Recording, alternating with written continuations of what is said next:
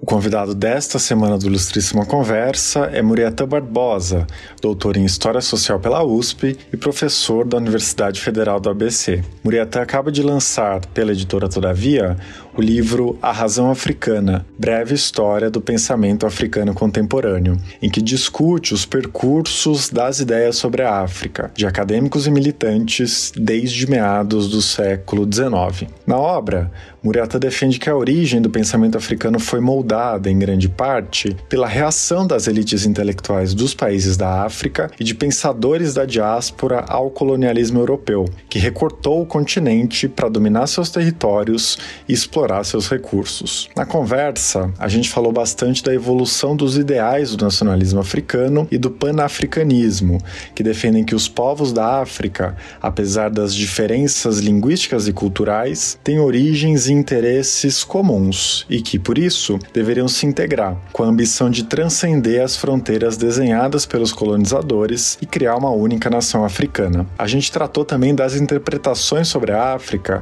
que associam o colonialismo e o racismo, da geração de líderes nacionais que emergiu nos países africanos nos anos seguintes à descolonização e dos anseios de promover o desenvolvimento autônomo das nações do continente. Muriatã também discutiu os impasses do pensamento africano nas últimas décadas, marcadas por uma mistura de pessimismo com a grave crise econômico-social e de um novo impulso na produção intelectual e em iniciativas de desenvolvimento e integração dos países da África. Eu sou Eduardo Sombini e este é o Ilustríssima Conversa, podcast da Folha em parceria com Itaú Cultural.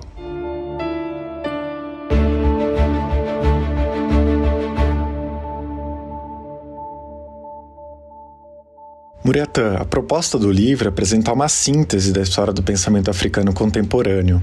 Para começar nossa conversa, você pode nos explicar como você delimitou sua análise, já que essa produção intelectual é extremamente densa e heterogênea? É uma boa primeira questão, Edu. Eu tentei fazer uma delimitação, sobretudo pelas referências que os próprios intelectuais africanos e africanas dão. Então essa foi o meu primeiro esforço, digamos, metodológico, tentar partir das próprias referências que o campo acadêmico africano, o campo intelectual africano trabalha. Sobretudo, daqueles autores que estiveram preocupados com a ideia de África e que, de alguma forma, trouxeram essa preocupação para a sua produção intelectual. Então, dentre estes, eu fui fazendo maior referência àqueles que, dentro do próprio campo intelectual africano, se faz mais referência. Então, eu tive essa preocupação de não fazer uma delimitação a partir do fato de eu considerar este ou aquele autor mais importante, mas a partir do fato do que os próprios intelectuais africanos colocam como sendo mais importante. Tanto em relação aos autores, as referências clássicas e contemporâneas, quanto em relação às temáticas. Então, há aí, digamos, uma certa tentativa de construir uma análise a partir de uma percepção mais imanente ao próprio campo. Porque a África, em particular, isso não é só restrito ao campo acadêmico africano, mas o campo acadêmico africano, o campo intelectual africano, ele costuma ser interpretado, analisado a partir do que os que estão olhando este campo de fora da África acham que é importante. Então, a gente aqui do Brasil, a gente tem uma seleção de autores, ou nos Estados Unidos vai ter outra, e assim por diante, do que a gente julga que é importante, e a partir daí quais são os autores que seriam realmente relevantes ou não. Então, eu tentei fugir disso, justamente. O quanto eu consegui fazer bem isso ou não, é algo que sobre o qual cabe debate ainda, mas a minha intenção foi essa. Certo. Ao longo da obra, você emprega vários ângulos de análise para tratar de um traço fundador dos países periféricos: o embate entre as lógicas estrangeiras de dominação colonial e as tentativas de resistência local e de desenvolvimento autônomo, nos planos político, econômico e cultural, por exemplo. Você pode fazer um balanço de como você trata essas disputas para analisar a trajetória do pensamento sobre a África? Há uma correlação muito grande entre esse pensamento africano moderno, entre aspas, e os modernos, aqui no sentido de que, né, não é necessariamente melhor do ponto de vista valorativo, né, mas moderno no sentido de que é o intelectual que tem uma função e uma qualificação acadêmica, né, que é derivado, portanto, da divisão do trabalho, etc. Então, nesse sentido, há uma intelectualidade moderna africana que nasceu e sempre esteve em muita relação com o Ocidente, em especial com a diáspora americana, né, e europeia também, a partir da Inglaterra e França, né, sobretudo. Então, desde a sua origem no século XIX, né, isso sem falar ainda, digamos, dos intelectuais árabes e das universidades árabes, que é uma discussão mais longa, né? Mas desde o século XIX, né, os intelectuais africanos e esses da diáspora sempre, né, estiveram muito relacionados, né, ao Ocidente. Eles são, numa palavra, talvez inimigos íntimos do Ocidente, né, porque eles se expressam nas línguas europeias, especialmente inglês, o francês, o português, por conta da colonização. As instituições europeias também, como as igrejas, né, muitos deles foram missionários lá no século XIX, por exemplo, né, também, um pouco posteriormente, né, das universidades, da imprensa negra, né, majoritariamente. Então, enfim, é um pensamento contemporâneo que nasce em correlação com o Ocidente e com as instituições, as línguas do Ocidente. E isso se manteve durante boa parte do percurso aí do pensamento africano no século XX. Isso não implica que este pensamento, por esse fator, digamos, estrutural, seja em si eurocêntrico. Ele nasceu dessa forma, mas desde o começo, né, ele buscou se diferenciar, digamos, dessa tendência eurocêntrica do pensar, né, porque naturalmente, digamos assim, vinha com essas instituições e a utilização da língua e daí por diante. Então, boa parte dos intelectuais, eles são, sim, formados e eles tentam fazer com que este aprendizado, este conhecimento seja útil às causas africanas. Isso tem uma razão de ser histórica que está estruturada no próprio colonialismo, né?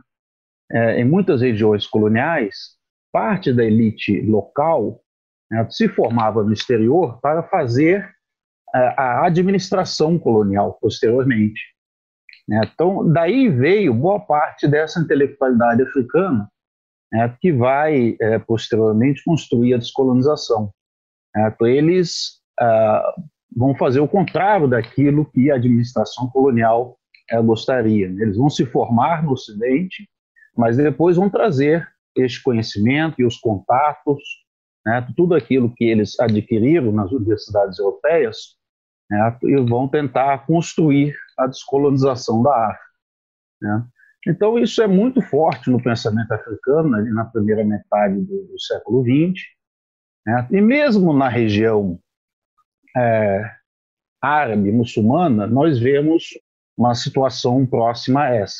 Na segunda metade do século XX, né, sobretudo a partir de 1960, né, que é um ano importante, se realizam 16 descolonizações africanas, né, nós vemos a continuidade desse processo, mas com outras preocupações, né? Então, não é só a questão de libertar a África, quer dizer, maneira de dizer, né? Isso já é muita coisa. Mas não é apenas isso, é também a além de libertar, integrar a África, produzir o desenvolvimento, a melhora da qualidade de vida. E em tudo isso, esses intelectuais, né, esses ativistas, continuaram buscando conhecimento, né, do Ocidente. Então, mesmo no campo, digamos, estritamente acadêmico, se consolidou na África nos anos 70, 80, né, existiu essa saída de intelectuais e ativistas, né, para a sua formação nas universidades de fora. O fenômeno mais recente que nós vemos dos anos 90 para cá, mais recente em termos históricos, né, que é o da fuga dos cérebros, né, já é algo mais contemporâneo. Né? Nos anos 70, 80, isso ocorria, mas em menor monta, em menor quantidade. Nos anos 90 e 2000 é que esse fenômeno ficou mais forte. E é claro que isso, em parte, também enfraqueceu o campo acadêmico africano, né? Porque os intelectuais, muitos desses, não voltaram à África posteriormente. Então, existe uma conexão muito grande entre a África, né, e o pensamento europeu ocidental. Eu acho que isso é inegável, né, em falando-se a respeito desses intelectuais que eu qualifiquei como modernos. Muito bem. E para a gente ir às raízes do pensamento africano, o início do livro discute a formação do chamado nacionalismo africano e das ideias que inspiraram o panafricanismo. Você citou a origem desse debate na obra de Edward Blyden. Você poderia dizer quais são as principais ideias sobre a África que estavam na gênese desse pensamento e por que o Blyden foi um pioneiro importante desse debate? Eu não diria que Blyden foi a origem, né, dessa discussão, mas eu acho que ele foi um marco no nascimento e na consolidação desse debate, porque para alguns autores esse debate, digamos, ele remonta, na verdade, ao século XVII, às vezes ao século XVIII. Claro, depende muito de como você está definindo o que é, né, o nacionalismo africano ou o que é o pan-africanismo. Mas, de um modo geral, nós temos uma corrente que defende que essas ideias, então, poderiam ser buscadas nesse período do século XVI, XVII ainda. Do meu ponto de vista, eu acho que como movimento de ideias, né, mais coeso, do século XIX é que é a marca do nascimento, né, tanto do pan-africanismo quanto do nacionalismo africano. No século XIX, nós temos um aumento, uma difusão grande do missionarismo na África. Né? Isso permitiu que muitos africanos se educassem formalmente, né, nas línguas europeias. Muitos deles, a partir daí, tiveram a oportunidade também, para além disso, de viajar para os Estados Unidos, viajar para a Europa. E isso condicionou a formação dessa intelectualidade moderna africana, como eu disse anteriormente. Então, nesse sentido, o cristianismo, né, teve uma importância grande para essa intelectualidade. Daí a centralidade que eu dou também acerca do etiopismo. O que seria esse etiopismo? O etiopismo é a tentativa desses intelectuais africanos, né, de construírem um cristianismo apropriado à África. Muitos deles foram especialistas na discussão bíblica, por exemplo, de todas as passagens relativas à África, né, e o nome antigo da África, um dos nomes antigos, justamente Etiópia. Além disso, a Etiópia, no século XIX, é uma nação soberana, é uma nação milenar, é uma nação que abraçou o cristianismo desde o século III, depois de Cristo. Então, há uma tradição enorme do cristianismo etíope e africano própria, e isso, digamos, ganhou muita importância nesse período que estamos falando, né, do século XIX. Então, começaram a se formar um movimento em prol, né, de uma leitura africana, né, da Bíblia e do cristianismo. Né. E para esses intelectuais, havia sim uma conexão, digamos, racial neste ponto, né, de que a África era o lugar, né, da raça negra, né? E deve-se lembrar a importância que se dava no século XIX, né, à ideia de raça, né? E eles estão construindo todo esse argumento, né, para combater justamente o racismo científico, que justificou o colonialismo, né, no final do século XIX. Então havia porquê dessa centralidade da raça. Está aqui na América também. A raça teve uma importância muito grande nesse mesmo período, no pós-abolição, né, para justificar, legitimar a subalternização das populações negras no pós-abolição. Né? E muitos desses intelectuais africanos e da diáspora, eles sabiam e conheciam a realidade de vários países americanos, europeus, eles viajavam muito. Né? Você pega um cara como o Marcus Garvey, por exemplo. É sabido que o Marcus Garvey viajou por vários países aqui no continente americano, no período da sua infância e juventude ainda, antes de ser o Marcus Garvey do Harlem, dos anos 20. E muito dessa percepção, né, pan-africanista do negro deriva do fato de que esses intelectuais eram intelectuais transnacionais, eram intelectuais que estavam na África, intelectuais que estavam na Europa ou estavam aqui no continente americano, mas que tiveram a possibilidade de conhecer outros lugares. E em todos os lugares onde eles foram, eles viram que a questão racial era uma questão fundamental para que explicava a subalternização do negro, não só na África, como em outras regiões do mundo. E isso tudo, digamos, essa percepção fortaleceu um sentimento de comunidade, né, que vai dar origem ao pan-africanismo como movimento político, a primeira conferência pan-africana é de 1900 ainda, e ao nacionalismo africano também, tem em especial na África Ocidental e em outras regiões, na África do Sul, às vezes Angola também, nessas regiões em particular, que tinham maior contato com esse mundo atlântico, né, do Atlântico Negro, como diz o Paul Gilroy, e nessas regiões vai começar a nascer este nacionalismo africano, né, na defesa de que existem características africanas, existem valores civilizatórios africanos que deveriam moldar uma modernidade própria, certo, a essa nação África. Nesse sentido é que eu ponho a centralidade do Blyden, porque o Blyden, talvez nesse período, é aquele que de forma mais coerente vai tentar criar uma conceitualização do que seriam esses valores civilizatórios africanos e como eles poderiam formar, ou como eles poderiam ser potencializados para formar essa nova África, do que se pretendia. E nesse sentido, eu acho que o Blyden foi muito importante.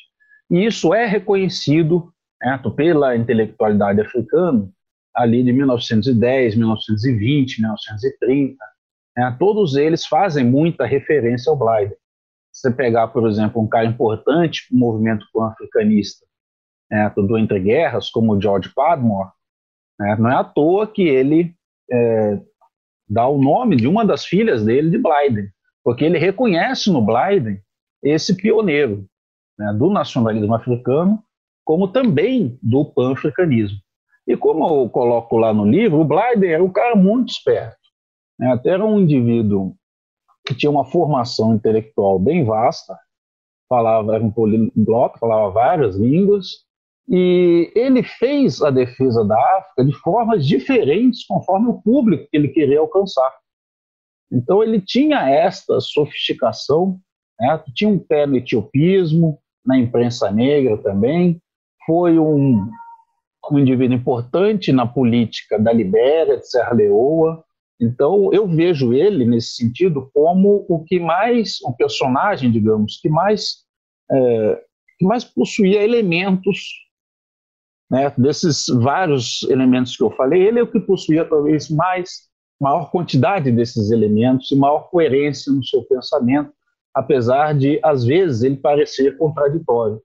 Eu digo isso porque, por exemplo, o Biden chegou a defender o imperialismo britânico na África Ocidental, Mas isso porque ele via o colonialismo como algo inevitável. E ele achava que o Império Britânico poderia ser, digamos assim, menos ruim do que outros imperialismos à época. E ele tinha um tom muito crítico, em particular, aos intelectuais da diáspora estadunidense. É importante ressaltar isso, porque, vale lembrar, a Libéria, né, ela foi construída como uma região para deportação de escravos, ainda em 1820. E mesmo depois da Libéria tornar-se independente e ser um dos primeiros países africanos já nesse sentido, né, lá para 1850, a Libéria continuou governada pelos ex-escravos, né, americanos, mais especificamente estadunidenses. Né, e eles formaram uma pigmentocracia local. Né, o direito à cidadania dos africanos na Libéria só veio em 1904. E era contra esse estado de coisas que o Blyden se colocava. Né? Então, o Blyden, para finalizar, digamos, ele também foi um crítico dessa presença, dessa influência, né, dessa superioridade, né, que o negro da diáspora tinha em relação aos africanos.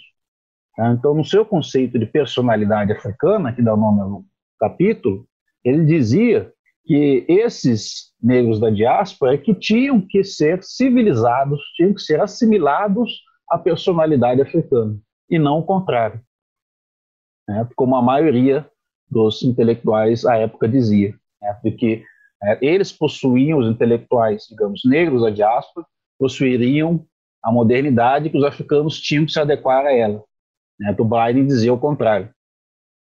Que os intelectuais e as pessoas da diáspora que tinham que conhecer e assimilar os verdadeiros valores civilizatórios africanos. Uma outra questão que me chamou a atenção no livro, em várias passagens você mostra como esses intelectuais, de várias formas ligados aos ideais de esquerda, tentavam fazer uma conexão, tanto teórica quanto política, da questão racial, central para entender a África, com a ideia de classes sociais, que vinha do marxismo europeu. Você pode explicar um pouco melhor como esse debate se desenvolveu? Aí já estamos no período do entreguerras. No período do entreguerras, surgiu um pan-africanismo aproximado ao marxismo de esquerda, que tentou promover esse debate racial e o debate da descolonização dentro do marxismo e da Internacional Comunista. É só no entreguerras e, portanto, depois da Revolução Russa, que esse link vai sendo consolidado. Primeiro, pela importância da Revolução em si. Então, existia uma admiração de muitos ativistas e militantes do pan-africanismo de época, dos nacionalismos negros de época, em relação à União Soviética. Além disso, digamos, nós temos a formação da Internacional Comunista. Quando Lenin coloca a questão da autodeterminação como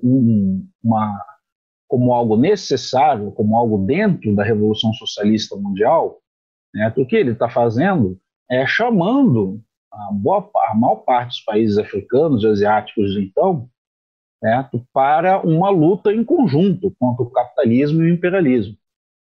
E isso, obviamente, teve resultados práticos também, como a formação de escolas marxistas, dentro da União Soviética para muitos ativistas do terceiro mundo à época. Eu penso que assim como o Blyden é uma grande figura dessa passagem do século XIX para o século XX, a grande figura nessa relação, nesse momento, é o George Padmore. O Padmore, ele era muito próximo também do Cyril James, aquele historiador famoso da Revolução do Haiti, etc. E o Padmore, ele passou quase 20 anos muito próximo da Internacional, muito próximo pouco. Ele foi diretor de uma organização negra, de trabalhadores negros da Internacional Comunista. E, por conta disso, ele estabeleceu uma rede de contatos imensa, que vai ser relevante para o movimento político pan-africanista posteriormente. E o Padmore, ele embora depois tenha se desligado da Internacional Comunista em 1934, por conta do bloco antifascista, né, da Frente Ampla Antifascista. Você pode explicar melhor isso? Porque em 1934, a Internacional Comunista ela proclama a necessidade de uma frente ampla contra o nazifascismo, né, após a subida ao poder do Hitler na Alemanha, em 1933. Mas, ao fazer isso, ela necessariamente secundariza a questão das descolonizações, né, tanto na África quanto na Ásia. E muitos militantes negros que estavam na Internacional a essa época não aceitaram, né, esta proposta, esse lema, e saíram da Internacional Comunista por conta disso, né. O Padmore foi um desses caras, né, que saiu da Internacional, né, mas continuou, digamos, dentro de uma visão marxista de mundo, né, assim como o James. E essa visão marxista não era só, digamos, do plano teórico, era, sobretudo, diria eu, do plano da tática e da estratégia marxista. E o Padmore, a partir do grupo que ele criou, né, dos vários grupos, aliás, que ele criou em Londres, no Entre Guerras, né, ele conseguiu, aliás, fortalecer um grupo marxista, negro, pan-africanista, lá em Londres. Então, para esse grupo, digamos, havia duas questões teóricas fundamentais, né? A primeira delas era colocar a questão racial no debate da luta de classes, que era algo que não existia até então. Tanto que, para eles, o fascismo europeu era também resultado do colonialismo. Eles procuravam fazer essa análise global, correlacionando uma coisa com a outra, dizendo que a questão racial, né, tinha se tornado importante na Europa porque ela já era importante na formação, né, desse imperialismo colonialista desde finais do século XIX. Então, como diria o Aimé Césaire posteriormente, o horror do Hitler, né, não era só porque ele matava gente, era um genocida, mas porque ele matava e era um genocida dentro da Europa. Né, e que mas que os políticos, inclusive a esquerda, segundo ele, né, no que em parte ele estava certo, sim, não viam a gravidade do colonialismo da mesma forma que viam a ascensão do Hitler. Então faziam, digamos, vistas grossas à política colonial, né, ali no entreguerras, né. Bem, então essa era uma das questões, colocar a questão racial como uma questão primordial. Então eles achavam que o fenômeno fascista, a principal ideologia de justificativa do fascismo era o racismo. E nisso eu acho que eles estão muito atuais, porque, como nós estamos vendo, o racismo está renascendo, e ganhando relevância em todo o mundo. Quanto mais esse neofascismo que aí está, avança também. Uma segunda questão, para completar a sua pergunta, diz respeito ao papel também da descolonização em si, porque eles achavam que a descolonização, assim como tinha colocado Lenin, não era apenas um meio, mas era uma realização dentro do campo socialista. Então, as descolonizações tinham que ser vistas pelos marxistas como um instrumento de construção do socialismo, e não como algo apartado dele. Mas essa discussão, digamos, entre questão racial e luta de classes, ela vai continuar, como a gente sabe. Sim, com certeza. Para a gente ficar nesse tópico sobre racismo e colonialismo, tem um autor importante que você cita, o Frantz Fanon, que já nos anos 50 tratava o racismo como um fenômeno estrutural e tinha posições mais incisivas no debate que você apresenta no livro. Qual o principal legado do Fanon nessa discussão? O Fanon, ele é absolutamente relevante, né, para esse debate que a gente está conversando. No campo da questão da descolonização, o Fanon, como a gente sabe, né, defendeu o princípio da violência como algo justificável diante da realidade colonialista. E isso é muito importante para a época, coloca, porque mesmo líderes pan-africanistas relevantes dos anos 50, como Kwame Nkrumah, por exemplo, tinham dúvidas sobre isso. Fanon dizia que em certos colonialismos, como o colonialismo argelino, ele era tão sistematicamente violento que a violência do colonizado era um fato, digamos, do ponto de vista sociobiológico, ele trabalhava, ele era um psiquiatra, que essa violência era introjetada pelo colonizado. Então, o colonialismo produzia e vivia da violência, necessariamente. Esse é o ponto que o Fanon coloca. E se é assim, diz ele, trata-se de pensar qual é a saída, digamos, positiva para essa violência, para esse estado de coisas.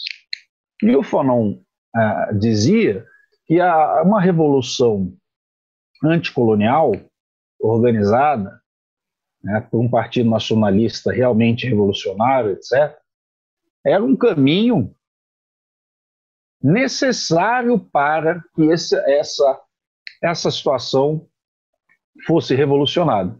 Porque a violência, se não canalizada para a libertação nacional, a violência destruía o próprio colonizado.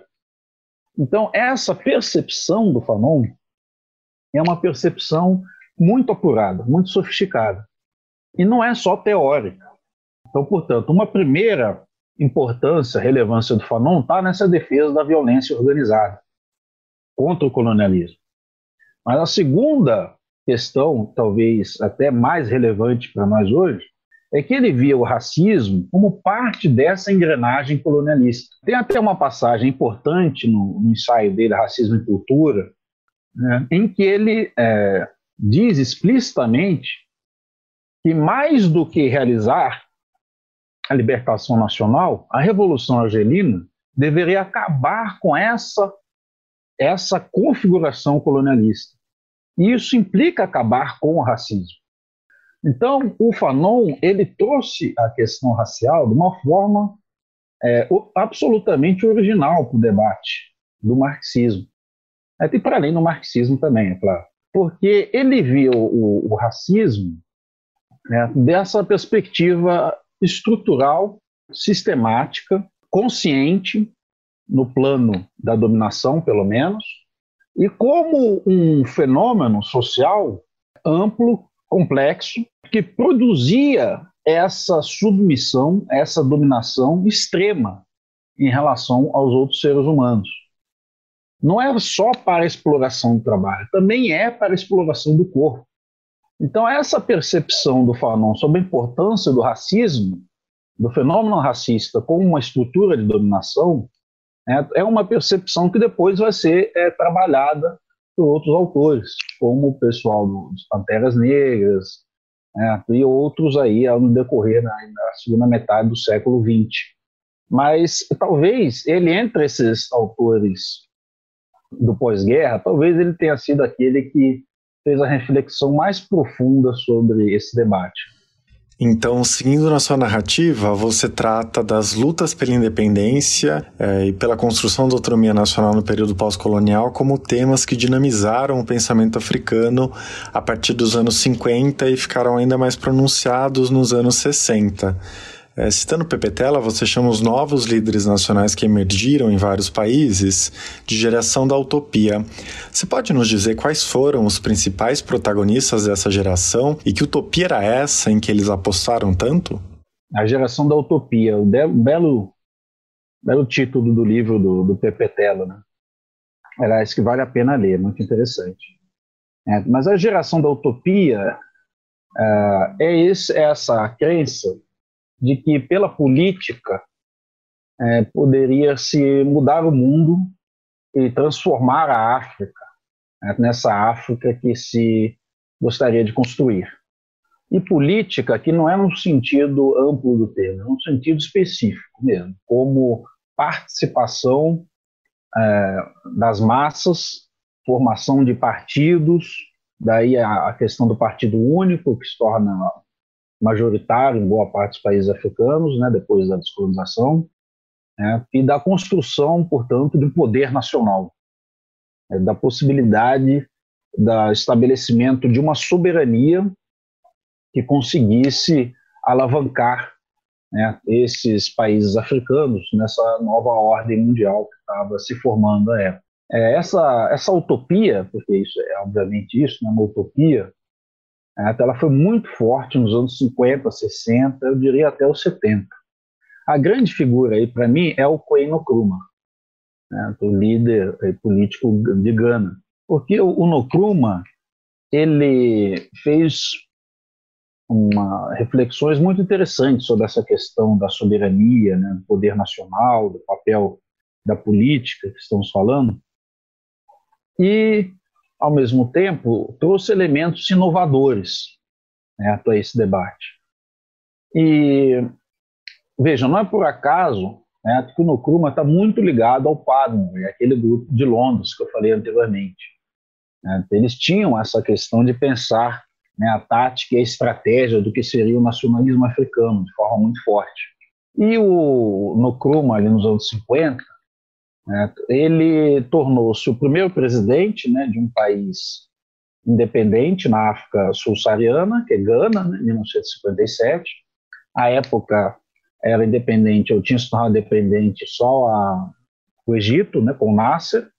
E o Nasser e não por acaso, né, justamente por isso, porque conquistaram a independência, né, anteriormente, o Nasser e o Nkrumah, né, vão ser os líderes ali africanos dos anos 50 e 60, que vão tentar não só refletir, mas praticar, né, essa realização, né, da política africana, da utopia, de uma forma mais forte e consolidada. Dentro do pensamento africano, eu acho que talvez o Kwame Nkrumah tenha sido ainda mais importante, porque o Nkrumah, né, ele criou essa ideia, quer dizer, não foi o primeiro a falar nisso, o Garvey já falava de uma África unida, né, um país só, uma nação África, etc. Mas o Nkrumah, ele tornou esse pan-africanismo que viria da construção da unidade africana, né, como tema central, né, da sua luta política. Então, e da sua política externa a partir de Gana também. Então, isso é muito importante. Ele formou vários congressos pan-africanistas na época e tentou, de fato, transformar o pan-africanismo nessa utopia concreta, que era construir uma nação África. Essa nação África, obviamente, seria uma nação federalizada, né, mas seria uma nação que, com todo o seu potencial, aí sim poderia, segundo ele, enfrentar, né, os países, as ex-metrópoles e o neocolonialismo. Esse é um termo importante também para a época. O Nkrumah ajudou também a trabalhar essa ideia, né, do neocolonialismo. Para ele, o neocolonialismo seria, né, a dominação, a continuação da dominação colonial por outros termos. Então não há mais a dominação colonial no estilo antigo, mas há uma dominação semicolonial que continua, né, como continua na maior parte do mundo até hoje, que se estabeleceria pela dominação, né, econômica, militar, política e cultural, né, do centro capitalista sobre o resto do mundo.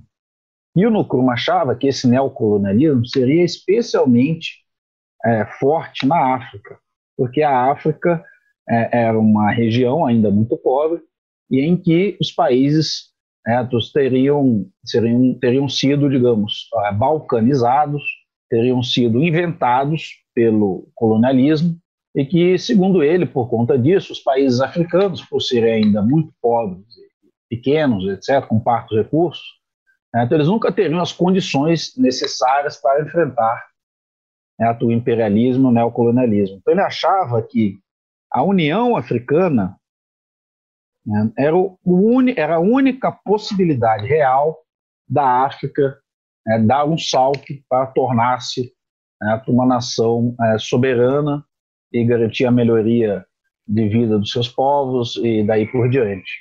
Então esse pressuposto do Nkrumah foi muito forte, muita gente acreditou nele, ali no final dos anos 50 e início dos anos 60.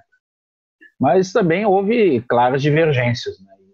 Isso eu conto com detalhe lá no livro, certo? Mas a Organização da Unidade Africana, que nasce em 1963, apesar dela, em tese, ser essa organização continental que o Nkrumah queria, ela de fato foi muito menos também do que isso, porque ela, digamos, ela largou esse ideal da unidade, né, em prol das soberanias nacionais, né, dos vários países africanos. Essa Organização da Unidade Africana foi importante na luta contra o colonialismo, mas não no sentido da integração africana, né, como queria lá o Kwame Nkrumah. Então, eu diria que, para esse período, ele é a grande figura.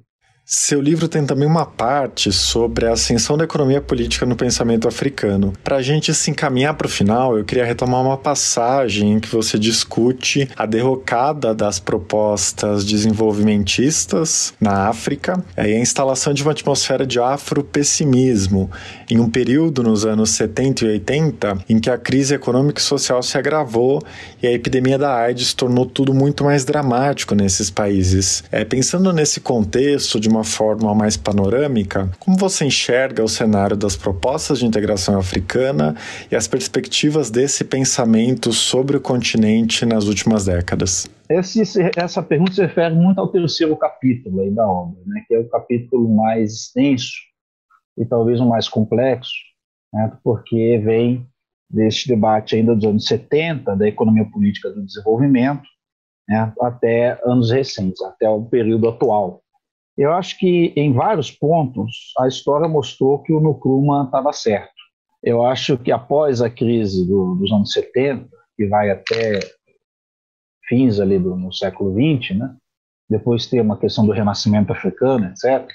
Mas, durante boa parte ali, do final dos anos 70 até fim dos anos 90, nós temos a comprovação desse fato, de que, em última instância, o Nkrumah estava certo. Porque, tão logo essa crise econômica se instaurou, os países africanos ficaram à deriva.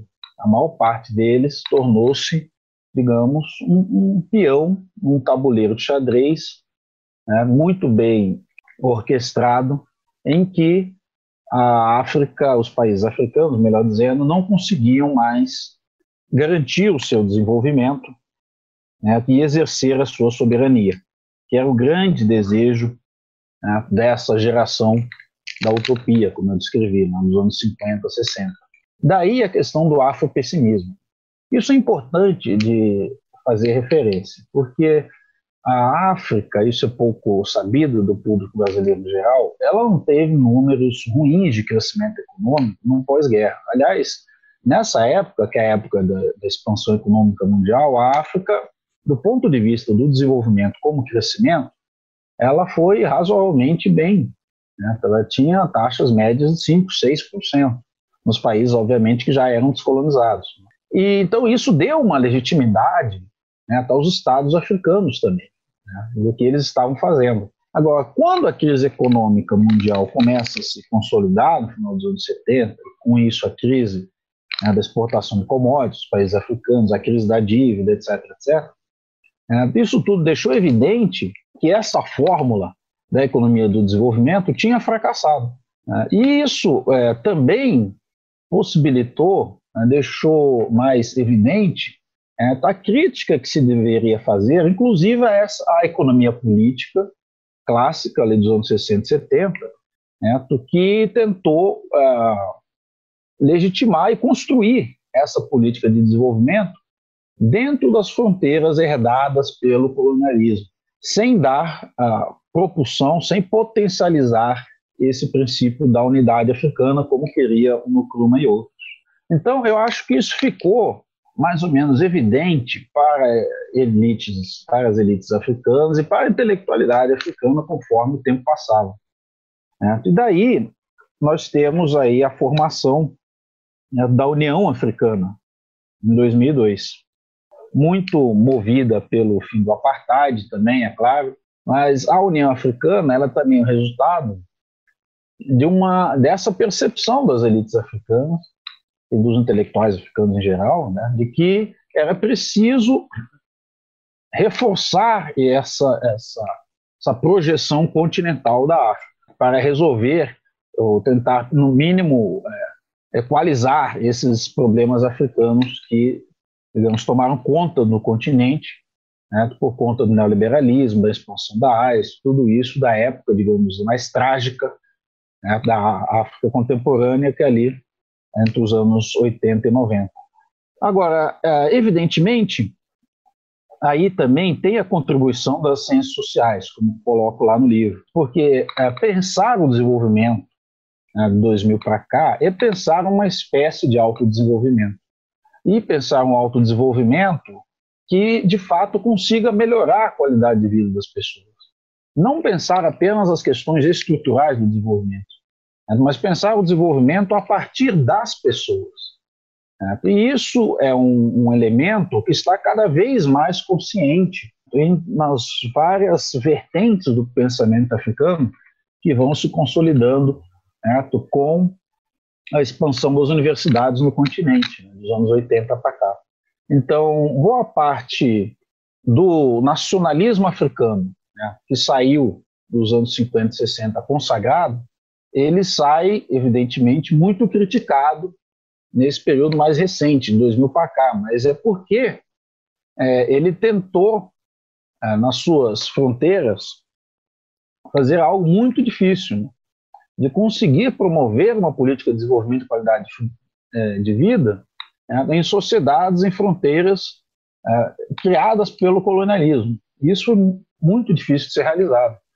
Agora, não é por acaso que a África, que consegue, hoje em dia, garantir boa parte da sua soberania ainda, e de promover projetos de desenvolvimento, muitos deles em cooperação com a China, etc., a África, que ainda consegue manter a sua soberania, boa parte desta África ainda é derivada dos partidos que vieram da descolonização. E isso é algo que se deve levar em conta. Evidentemente, esse nacionalismo africano de hoje não tem a força que tinha nos anos 50 e 60, mas é um nacionalismo ainda importante para garantir uma soberania africana mínima, diante dos interesses externos, que continuam muito fortes na África. Então, a região toda da África Austral não é à toa que ela é, digamos, talvez a mais importante de defesa desta soberania e de construção da União Africana, porque boa parte dos países da África Austral só conseguiu a sua independência no final dos anos 70, anos 80. Então, existe ainda um fluxo da defesa da nacionalidade, dos partidos que vieram da descolonização, que garante essa soberania nacional. E isso, com o apoio da China, digamos, cria um arcabouço aí, de político, que aumenta a margem de manobra dos países africanos. Ótimo, Muriatã. A conversa tá boa, mas infelizmente a gente precisa encerrar. Parabéns pelo livro e obrigado pela sua participação. Uma pena. Passou rápido. E agradeço as suas perguntas e coloco à disposição e espero ter criado um interesse maior pela obra. Este foi o Ilustríssima Conversa. Eu sou Eduardo Sombini e a edição de som é do Stefano Maccarini. Se você se interessa pelo assunto, minha dica é ouvir o episódio com Helena Brugioni, que foi ao ar em junho, sobre literaturas africanas e descolonização do imaginário. Até a próxima!